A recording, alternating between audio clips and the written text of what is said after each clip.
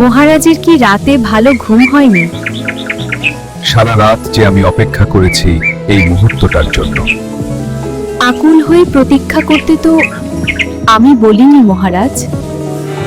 আমি বলেছিলাম সিদ্ধান্ত নেবার আগে ভালো করে ভেবে দেখতে। হস্তিনাপুরের রাজা শান্তনু সিদ্ধান্ত একবারই নেই, আর একবার সে সিদ্ধান্ত নিলে আর সেখান থেকে ফিরে আসে না। আর প্রত্যক্ষ হলে অন্যের সিদ্ধান্তকে সম্মান দিতে শান্তনু জানে দেবী। বোম্বাকন্যা আপনার সিদ্ধান্তকে সাদরে গ্রহণ করতে চায় মহারাজ। ও গঙ্গা, আমি জানতাম আমি সঠিক, আমার এই ভালোবাসা সত্যি। আজ পুরো হস্তিনাপুরের জন্য এক শুভ দিন। তবে মহারাজ, আমার একটা শর্ত আছে। শর্ত? বলো গঙ্গা, বলো, কি এমন শর্ত তোমার? মহারাজ, আমাকে কথা দিন, আমাকে আপনি কখনো কোনোদিন কোনো প্রশ্ন করবেন না। আমার কোনো কাজের কারণ আপনি জানতে চাইবেন না। যদি আপনি আপনার এই কথা না রাখতে পারেন তাহলে সারা জীবনের মতো আমি আপনার জীবন থেকে চলে যাব। হস্তিনাপুরের মহারাজ তোমাকে কথা দিচ্ছে, তোমার কোনো কাজের জন্য আমি কখনো কোনো প্রশ্ন করব না।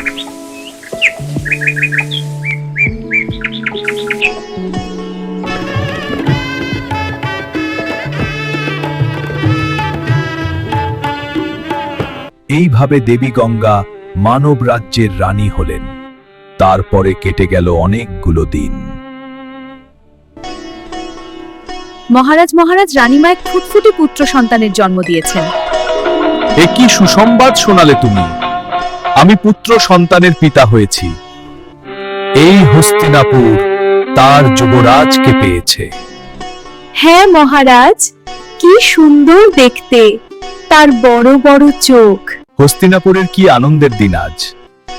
এই নাও, আনন্দ করো। এই কে কোথায় আছো? সবাই আনন্দ করো। এখনই আমাকে গঙ্গার কাছে যেতে হবে, কিন্তু আমি পুত্রের মুখ কি দিয়ে দেখব? মণিরত্ন নানা, গজহার। কিন্তু গঙ্গা আমার সন্তানকে নিয়ে প্রাসাদের বাইরের দিকে কোথায় যাচ্ছে? দেখি তো,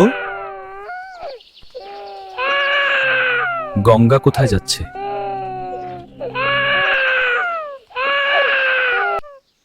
গঙ্গা নদীর দিকে কেন যাচ্ছে?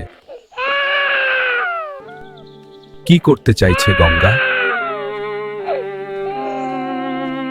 এটা কি করছে?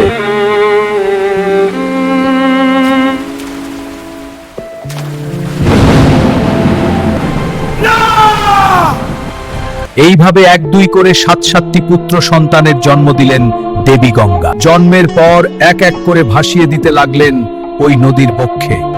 মহারাজ শান্তনু যন্ত্রণায় হতে লাগলেন ক্ষতবিক্ষত, কিন্তু তিনি নিরুপায়, কারণ তিনি গঙ্গার কাছে প্রতিজ্ঞাবদ্ধ।